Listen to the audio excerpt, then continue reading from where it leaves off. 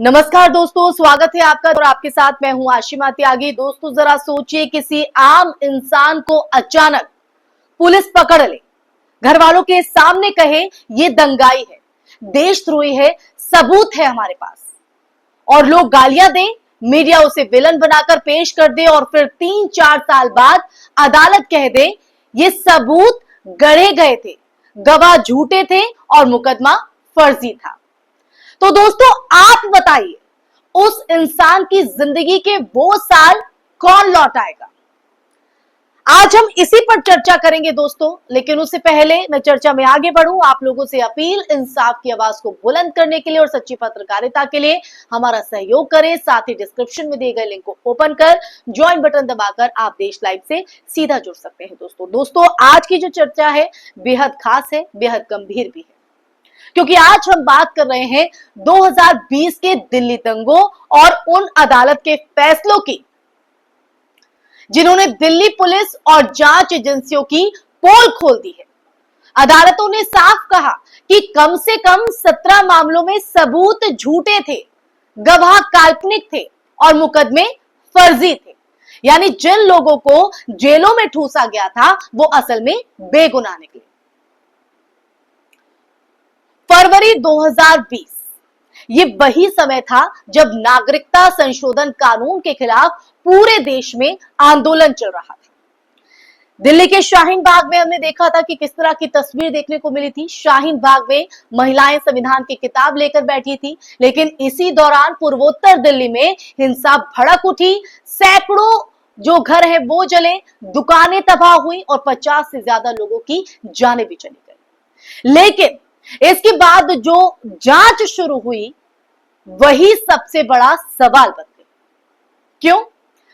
Delhi police ने बड़ी संख्या में गिरफ्तारियां की। आरोपियों में ज्यादातर मुस्लिम युवा थे जो या तो प्रदर्शन में शामिल थे या दंगों के इलाके में रहते थे। पुलिस ने चार्जशीट दाखिल की, मीडिया में तस्वीरें लीक की और इन्हें साजिशकर्ता बता दिया। लेकिन जब केस अदालत में पहुंचे तो सच सामने आने लगा।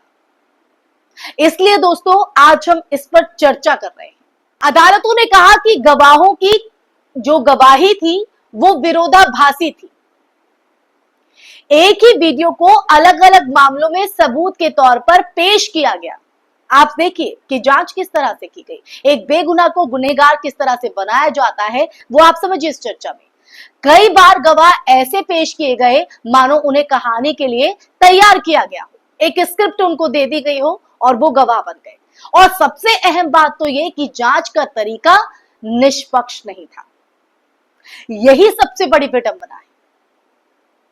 एक केस में तो अदालत ने यहां तक भी कहा है दोस्तों कि गवाहों की बातों में इतनी असंगति थी कि लगता है कि यह गवाही किसी कहानी की स्क्रिप्ट है, यानी हकीकत कम ड्रामा ज्यादा।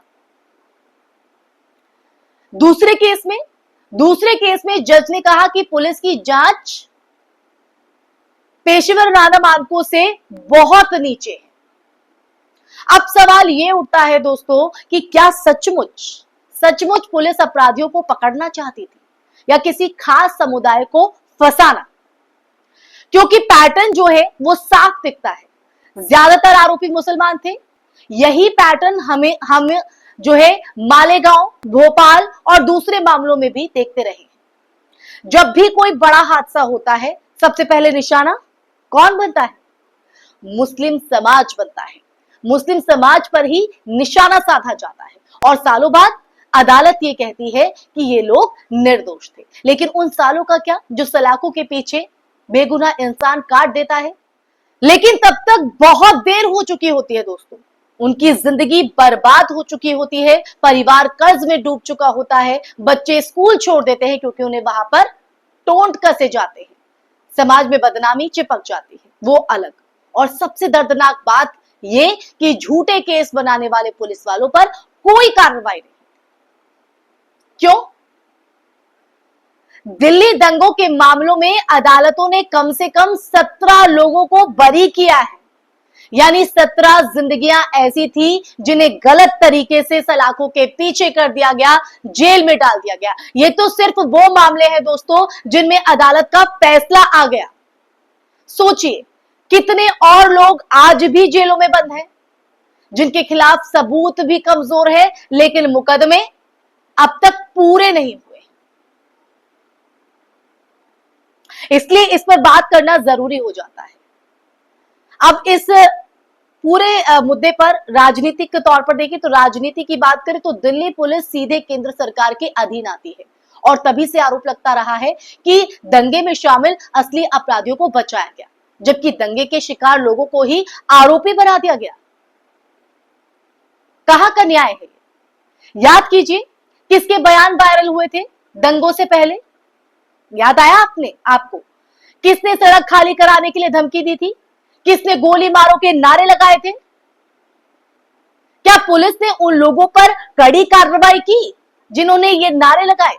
नहीं, बल्कि उल्टा जिन लोगों ने संविधान बचाने के लिए आंदोलन किया, आवाज उठाई, उन्हें षड्यंत्रकारी बता दिया और सलाखों के पीछे फेंक दिया सड़ने के लिए।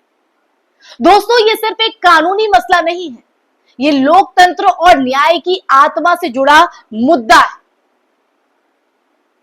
अगर पुलिस राजनीतिक दबाव में झूठे केस गढ़ेगी, अगर गवाहों को स्क्रिप्ट के हिसाब से खड़ा कर दिया जाएगा, तो आम आदमी का भरोसा कैसे बचेगा?